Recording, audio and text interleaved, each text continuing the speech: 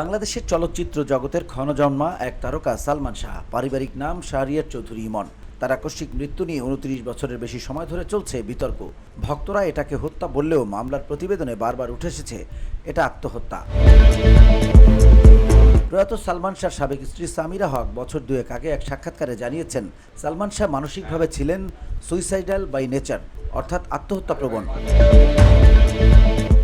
1992 সালে মাত্র 21 বছর বয়সে খালার বান্ধবীর মেয়ে সামিরা হককে বিয়ে করেছিলেন সালমান শাহ। সামিরা ছিলেন জাতীয় ক্রিকেট দলের সাবেক অধিনায়ক শফিকুল হক হীরার মেয়ে।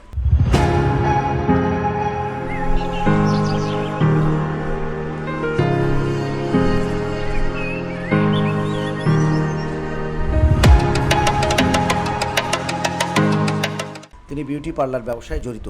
সালমানের দুটি সিনেমার প্রকাশ পরিকল্পনাতেও তিনি অংশ নিয়েছিলেন। সিনেমায় স্টাইল ও ফ্যাশন বিষয়ে সালমান প্রায়ই তার পরামর্শ নিতেন।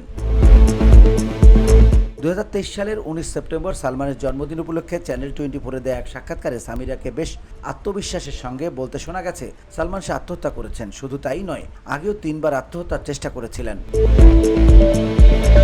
সাক্ষাৎকারে প্রশ্ন ছিল, সালমান কেন আত্মহত্যা করবেন? জবাবে সামিরা বলেন, ও মেন্টালি সুইসাইডাল বাই নেচার। এর আগেও 3 বার সুইসাইডের চেষ্টা করেছে।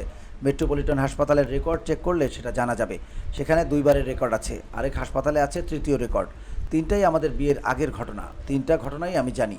একবার মায়ের সঙ্গে ঝগড়া করেছিল, আরেকবার আমাকে বিয়েতে রাজি করানোর জন্য করেছে, আরেকবার অন্য একটি ঘটনায় সে আত্মহত্যার চেষ্টা করেছিল।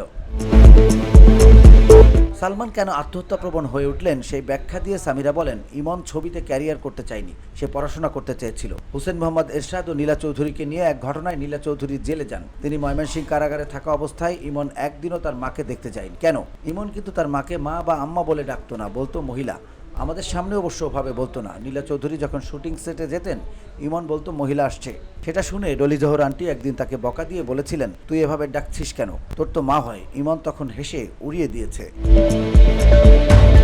সালমান শাহর মা নীলা চৌধুরী বরাবরই দাবি করে আসছেন তার ছেলে আত্মহত্যা করেননি, বরং তাকে হত্যা করা হয়েছে। অন্যদিকে পুলিশ ব্যুরো অব ইনভেস্টিগেশনের সাবেক প্রধান বনজ কুমার মজুমদার আনুষ্ঠানিকভাবে জানিয়েছিলেন, খুলনায় সালমান শাহ আত্মহত্যা করেছেন। পিবিআই সেদিন সালমানের আত্মহত্যার পেছনে 5টি কারণও দাঁড় করিয়েছিলেন। VOD Bangla news desk.